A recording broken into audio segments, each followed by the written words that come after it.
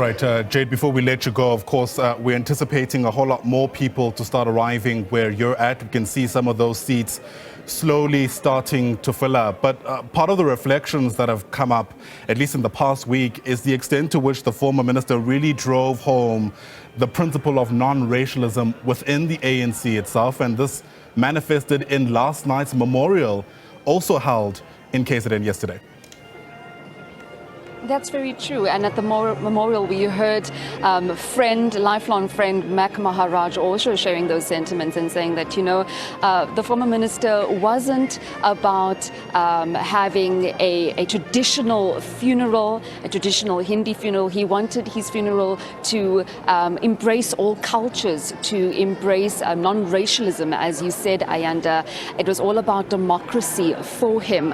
And I think that's what really stands out. I just want to rope in Zweli Mkhize, former Minister of Health. Thank you so much for joining us on SABC News. I was just telling the viewers back at home about what Pravin Gordhan stood for, non-racialism, and how he wanted everyone to be under one roof.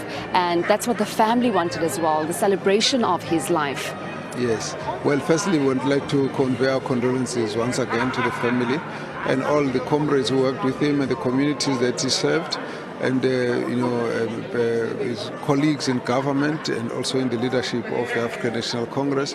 We have lost one of our very strongest activists, a man who believed in non-racialism, a man who believed in democracy, fought for it, worked for it, and served our people to the end. And he will always be remembered for his hard work, a very strong principled approach to issues.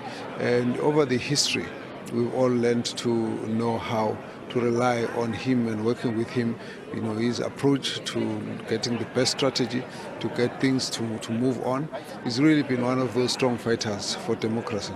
Our association goes far back to the days of underground. We were students and he used to work as a pharmacist in the King Edward Hospital.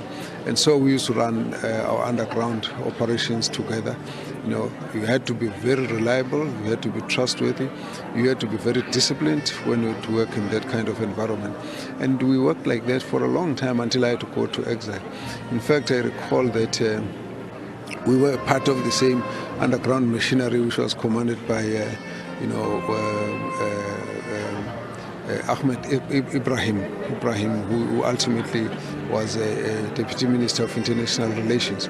And when the UDF activities were very strong, and then of course the apartheid repression was very, very high, then we were then given instruction to say we must pull back from the public activities because it was very clear that they were going to actually suppress and ban the UDF, and therefore we needed a leadership that would actually take over on the underground whilst the others were in the public profile and to be moved out. So we were actually operating at that kind of space. Of course, over the years, as you know, he ultimately served in the building of the new government, part of the negotiation process. Even as we're trying to reconstruct government in KwaZulu-Natal, we used to be sitting with them, trying to find ways to get solutions, move on, and ultimately got the government constituted.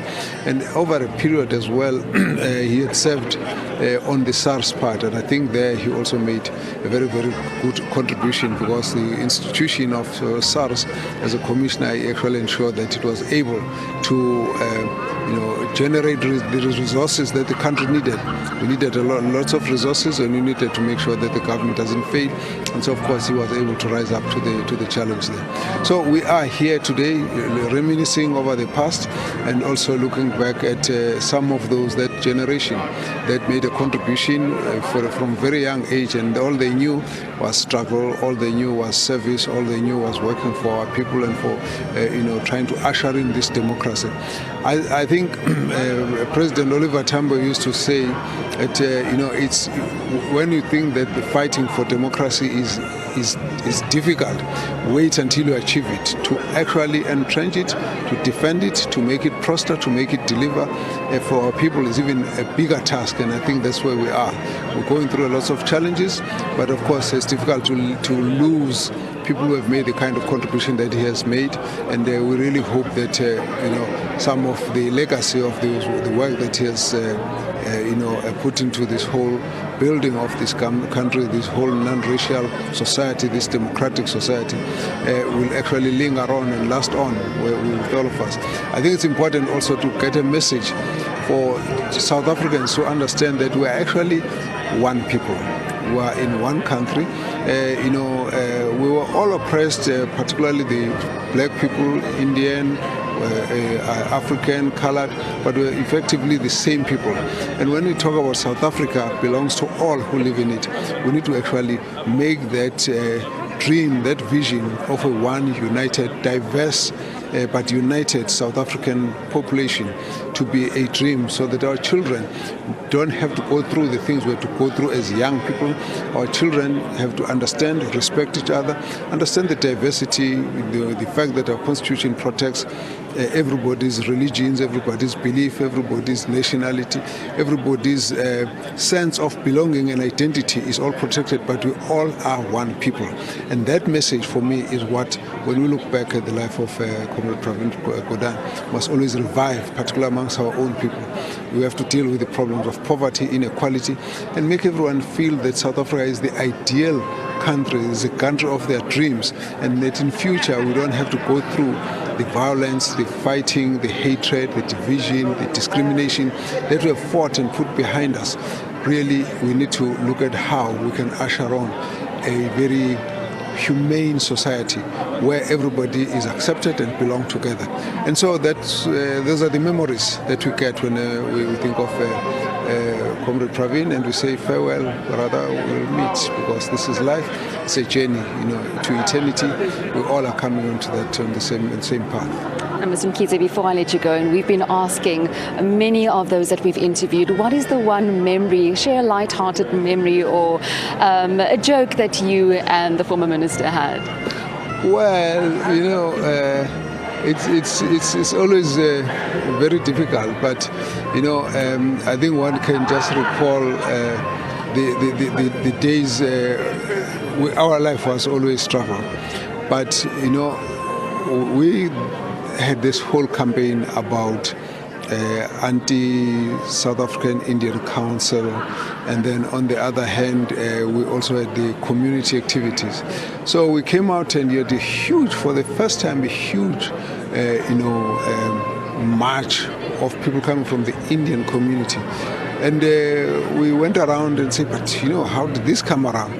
And then we went around and we found Comrade Pravin. Comrade Pravin, what's happening? And he said, bro, don't talk. Bro, don't talk. Let's just go.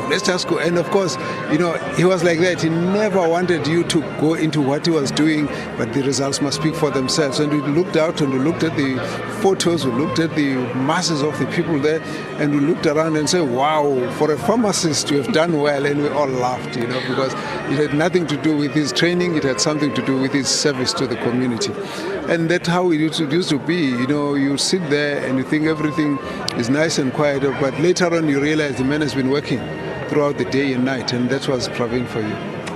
Thank you so much for sharing that with us, former Minister of Health there, Zweli Mkhize, just talking to us about the mobilization back in the days when Pravin Gordhan would mobilize here in KwaZulu-Natal, and the working relationship that we had with him. We must remember that Pravin Gordhan was a pharmacist, medical pharmacist, and he went into politics, and that just goes to show how he loved his movement, the ANC, and how he really truly fought for democracy in South Africa. And we will be bringing you all these stories throughout the course of the day, Ayanda, as we have our pulse on the ground here at the ICC, and also my colleague Natasha Perry, who's monitoring the hearse that will be coming to the ICC. It's back to you in studio. Yep, absolutely. You certainly get a sense that this is a man who wore many hats from the time during grassroots levels and the formation of the United Democratic Front all the way until the point where, of course, he took up those many important positions in the state. Once again, we're watching the story from a number of vantage points for you as we continue taking stock of what's taking place in and around the Inkosi Albert Luthuli ICC. That, of course, is in central Durban. Those are visuals inside the venue for you. Outside, of course, we're watching the procession from his family home in Reservoir Hills, leading up to that venue where the official program will kick off at around 11 o'clock.